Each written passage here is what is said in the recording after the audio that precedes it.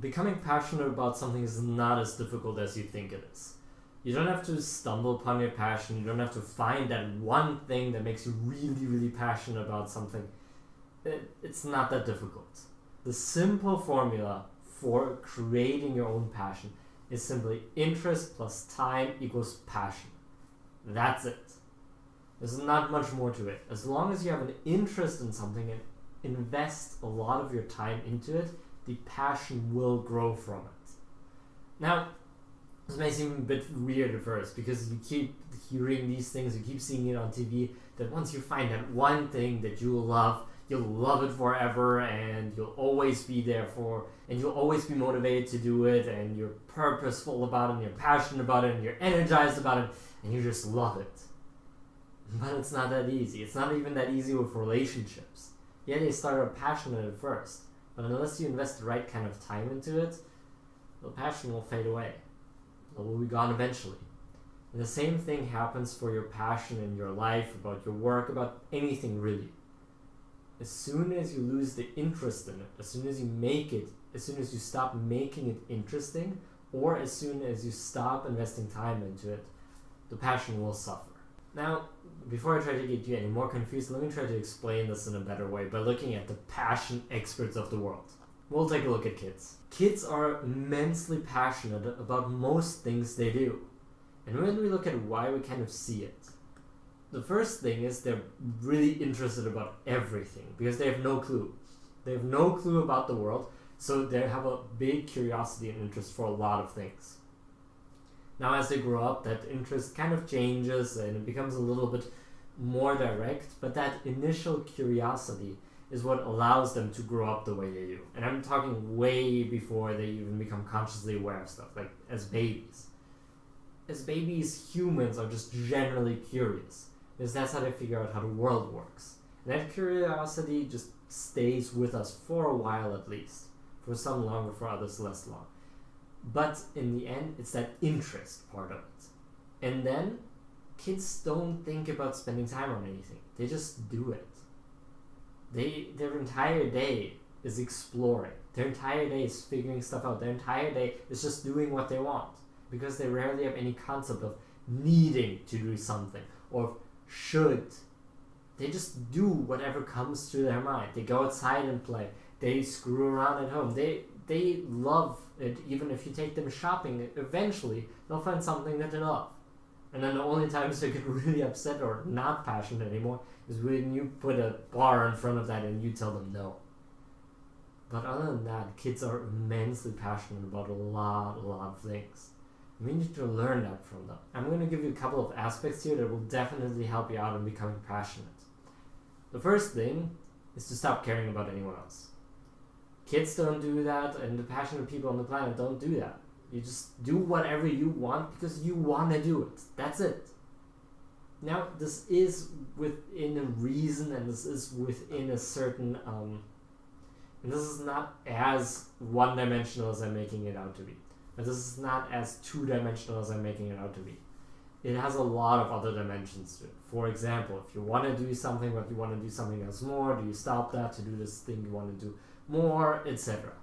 It gets really confusing really fast, but for the sake of this video, we're just going to keep it as simple as we can. You'll figure out the complications later on. The big thing is just that you do what you want the most, and that you actively choose what you will do. That you just don't run into things by accident. Because that usually leads you to do the things that other people want to prime you to do. You want to be in control of your own life, and you want to choose these things actively on your own. The other thing, the second thing to do, is just to be passionate. And I know that sounds a bit confusing, because you should be passionate to become passionate? Where do you start? Well, the thing is, you can start by becoming passionate, or you can just be passionate right away anyway, and then that passion grows itself. Again, a bit confusing, let me explain. So when you look at kids, they're just passionate, excited right off the bat for basically no reason. That's just who they are, that's just what's inside of them. They just let go. And the same kind of thing is still somewhere inside you as well. You're still excited for some things for no reason whatsoever. And I don't know why that is. Maybe it's genetics, maybe it's your upbringing, maybe it's just human nature, but it really doesn't matter. What matters is that passion is also inside of you. You're just restricting it. You're putting a bar in front of all of this. So what you want to do is just let go. And that's why we want you to stop thinking about other people, but also why you just want to be passionate, why you just want to be excited. If you can't think about what it would be like to be passionate, try excitement or energy. Just something that gets you charged. Think in that category and you'll automatically become passionate about what you do, as long as you keep connecting those emotions to what it is that you do. Because that's all that passion really is. It's finding the love in what you do. That's passion. And with partner, it's finding the love to be with that person. With passion about being your work, it's finding the joy in working that particular job. That's what passion is all about. So if you can create that excitement, or that high energy, that charged upness, that happy emotion, and then connect it to the work you're doing, or have that feeling while you're doing your work, you will automatically go more in towards the direction of being passionate. And what that means is that passion is not really an emotion. The emotion is excitement, the emotion is joy. So what passion is, it's more of a state of being. It's more of I am passionate, like I am kind. It's a characteristic or a state of being or an attribute that you have. But it's not an emotion and it's not a feeling. Yes, you feel passionate, but you also feel kind. That's not to say you act like it's actually an emotion. The feeling of kindness comes from somewhere else. Same way that being passionate comes from somewhere else. It's that excitement, that high energy, that love for what you do, as we talked about earlier. And that means you can force this. You can access it more easily by going around the emotion side of things and then creating that passion out of nowhere. Passionate people can become passionate no matter where they are. They don't have to do what makes them passionate to feel passionate. The emotion or the state of being, the attribute comes first, and the feeling later, and the situation later. What comes first is they're choosing to be in that state of being. Look at kids again, right? Kids can be passionate at the restaurant. They can be passionate while grocery shopping. They can be passionate while doing their homework. Yeah, usually that involves a lot of screwing around, but that's kind of the aspect of it. That's the joy in it. They can even enjoy those sorts of things because they allow themselves to do that.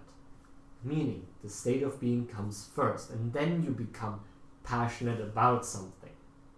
And when you ask a lot of really passionate people, they will tell you they don't feel that way all the time.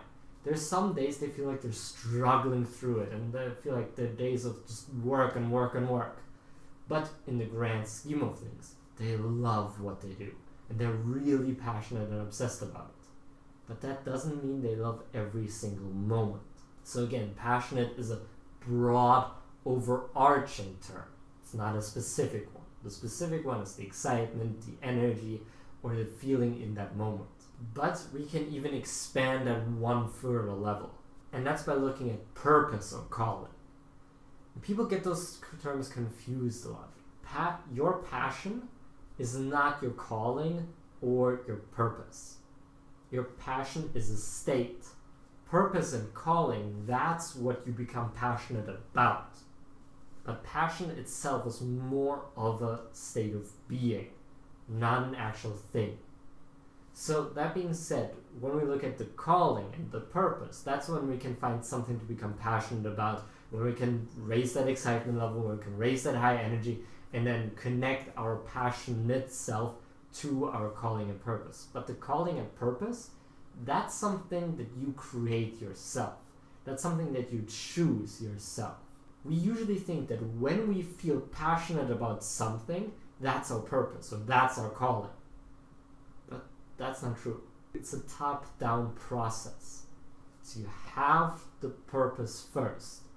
Then you can actively become passionate about it if you choose to. And that then, in the short term, creates the feelings, creates the emotions, creates the excitement level.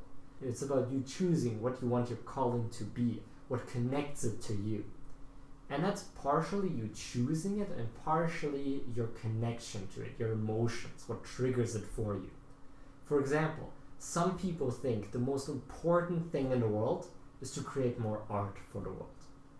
Because art means something to them. Maybe they have a connection to it from their past, or they went to a museum and for some reason they were just awestruck. And so they connect that to that. And then they create their calling by investing more time into it, by becoming interested in it, the same way as you create your passion. And then the passion and the calling kind of go hand in hand. They're created along the same level at the same time. But at the essence, you create this first. You choose what your calling is. You can have your calling be anything. There's just no one that tells you, hey, this is your calling. And even if someone tells you that, as long as you don't feel it, you don't really believe them. But you could even become passionate working in the sewers, and that could even become your calling. Because again, if you invest time into it, if you increase your interest in it, the passion will follow. And that's not bound to any particular task. And that's why your calling or your purpose is something that you create yourself. Because you can choose to invest time into it, and you can choose to become interested in it whenever you choose to, or whenever time you want to. It's up to you. And that being said, you have some precognitions about what interests you.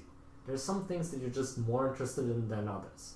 Again, maybe because you already invested more time into it, maybe because you have an emotional connection to it, or maybe for some other reason. At this point, it doesn't really matter why. It just matters that you do have that pre-existing interest in something.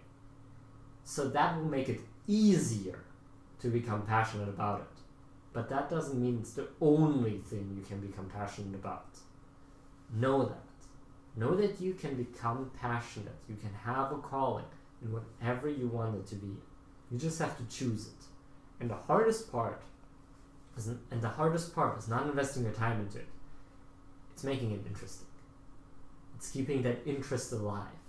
It's the same thing if you think about it in terms of relationship. It's keep doing these new things to keep that spark alive. It's trying out new things. It's being more romantic every now and again. It's inviting your partner, it's surprising them. It's doing new things. Keeping that interest alive is the hardest thing to do.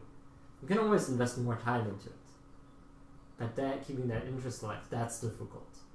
And for that, you have to then again go back to the emotion. Keep getting excited about it. Just be excited, be highly energetic, be motivated. And that interest will kind of grow on its own. You can see that these things interact within themselves in quite a big number of ways. And you might not know where to start. Well, that's the beauty of it. Because they interact and intertwine so much, it doesn't matter where you start. You can start anywhere. If you think investing time into something is the easiest place to start, then do it. If you think creating that excitement about something is the easiest thing to do, then do it. If you think that finding out what triggers an emotional response for you in terms of your calling is the easiest, then you can start there. Everything interacts in this regard. And you can start wherever you want. You just have to start somewhere. At least, if you want to find your calling and want to become passionate. Okay, so that's a lot of stuff. So let me try as best as I can to kind of do a recap on these things. The first thing you need is to choose something to do. Something to become passionate about, something to make your calling. You just need to choose something. And then you need to develop your interest in it, which you can do by getting excited about it or by investing more time into it. You can do any one of those three aspects to create a purpose or calling with that one thing. Another way to go about it is to figure out why this is so important. Why does this connect you to it? Why are you so interested in this? Why do you want to do this? Why do you think this is so important? And then, if you combine all of these four aspects with this one thing that you do, you will start to feel more passionate about it, to feel more excited about it, to feel happy about it, but you need to keep it alive. It's like a relationship. You have to keep working on it. It's not once you find your passion, you're going to stay passionate about it forever. You change, it changes, maybe you both divide, maybe you get divorced in the end, and then you don't have that passion about it anymore. If you want to keep the relationship alive, if you want to keep being passionate about your calling, You have to keep putting time and effort into it. You have to keep that interest alive, and you have to keep working on it. But the upside is that you can do this with anything you want, and you can feel amazing doing whatever you want. Once you figure out how to do this with one thing, it will become easier for the next. And then you can find the love in anything that you do.